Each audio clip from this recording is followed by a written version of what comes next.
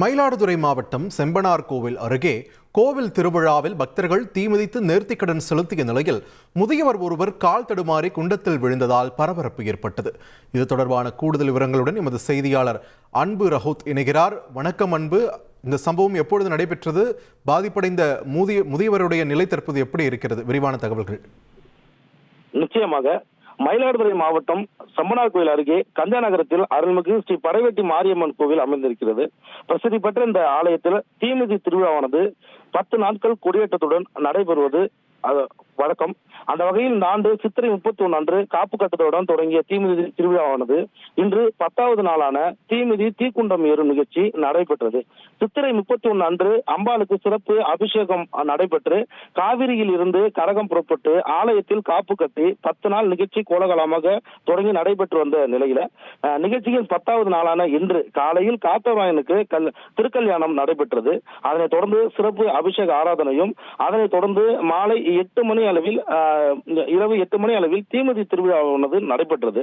இந்த நிலையில தீமிதி திருவிழாவில் 100க்கும் மேற்பட்டோர் தங்களுடைய நேர்த்திக்கடனை செலுத்தி வந்த நிலையில 65 நிரம்பிய குஞ்சு என்ற ஒரு முதியவர் தன்னுடைய நேர்த்திக்கடனை நிறைவேற்றும் வகையில தீக்குண்டம் ஏறுவதற்கு தயாராக இருந்தார்.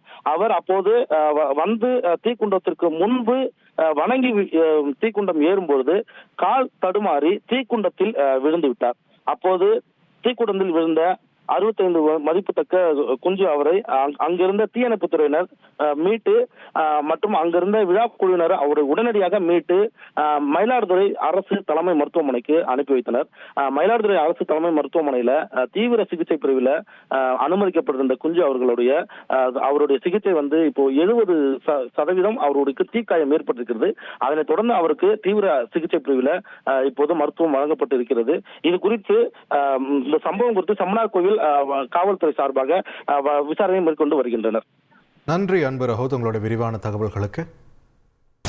திருப்பரங்குன்றம் முருகன் கோயில் கும்பாபிஷேகத்திற்கான யாகசாலை முகூர்த்த கால் நடும் விழா கோலாகலமாக நடைபெற்றது. முருகப்பெருமானின் அறுபடை வீடுகளுள் ஒன்றான திருப்பரங்குன்றம் சுப்பிரமணிய சுவாமி கோயிலில் ஜூலை 14ஆம் தேதி மகா கும்பாபிஷேகம் நடைபெறவுள்ளது. அதற்கான யாகசாலை மண்டப முகூர்த்த கால் நடும் விழா வெள்ளிக்கிழமை மேலதாளங்கள் முழங்க விமரிசையாக நடைபெற்றது. யாகசாலை மண்டபம் அமைக்கப்பட்ட பின்னர் ஜூலை 10 முதல் 13 வரை யாகசாலை பூஜைகள் நடைபெறும் என்றும் ஜூலை 14ஆம் தேதி அதிகாலை மகா கும்பாபிஷேகம் நடைபெறும் என்றும் கோயில் நிர்வாகம் தெரிவித்துள்ளது.